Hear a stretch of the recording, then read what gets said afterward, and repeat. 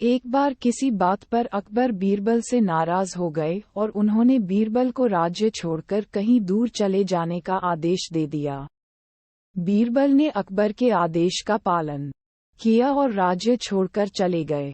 कुछ समय बीतने के बाद अकबर को बीरबल की याद आने लगी। कई महत्वपूर्ण मुद्दों पर बीरबल का मशवरा अकबर को निर्णय लेने में मदद करता था, इसलिए बीरबल के बिना निर्णय लेने में अकबर को असुविधा होने लगी। आखिरकार उन्होंने अपने सैनिकों को बीरबल को ढूंढने के लिए भेजा।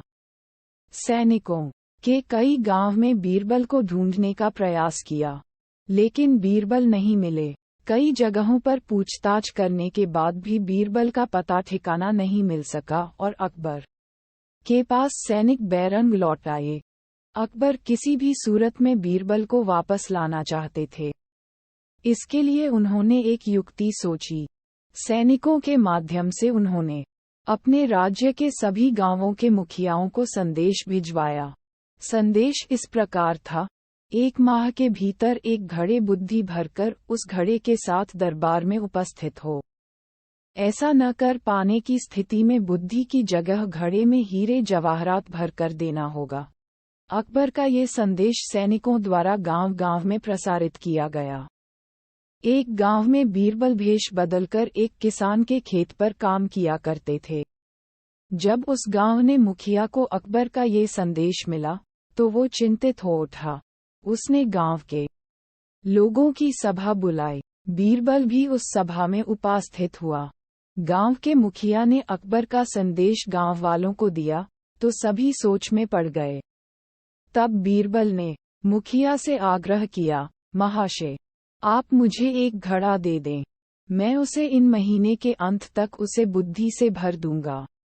मुखिया के पास और कोई चारा नहीं था। उसने एक घड़ा बीरबल को दे दिया। बीरबल वह घड़ा लेकर किसान के उस खेत पर चला गया, जहां वह काम किया करता था। वहां उसने कद्दू उगाए थे। उनमें से ही एक छोटे से कद्दू को उठाकर उसने घड़े में डाल दिया। कद्दू अब भी अपनी बेल से लगा हुआ था।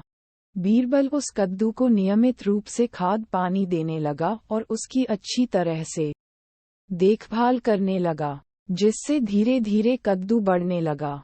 कुछ दिनों बाद कद्दू का आकार इतना बड़ा हो गया कि उसे घड़े से बाहर निकाल पाना असंभव था।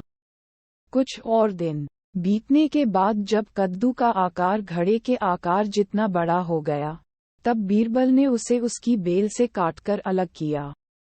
घड़े का मुंह कपड़े से ढकने के बाद वह गांव के मुखिया के पास पहुंचा और वह घड़ा उसे देते हुए बोला, ये घड़ा बादशाह अकबर को दे देना और उनसे कहना कि इसमें बुद्धि भरी हुई है।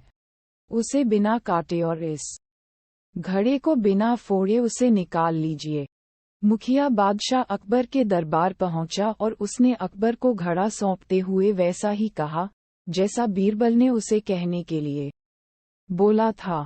अकबर ने जब घड़े के ऊपर से कपड़ा हटाया और उसमें झांक कर देखा, तो उसमें उन्हें कद्दू दिखाई दिया। वे समझ गए कि इतनी दूर की सोच सिर्फ बीरबल की ही हो सकती है। पूछने पर मुखिया ने बताया कि यह उसके गांव के एक किसान के खेत में काम करने वाले व्यक्ति ने किया है।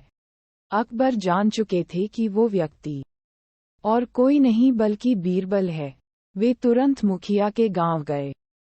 वहां किसान के घर जाकर बीरबल से मिले और उससे माफी मांगकर वापस दरबार में ले आए। सीख: हर समस्या का कोई न कोई हल अवश्य होता है।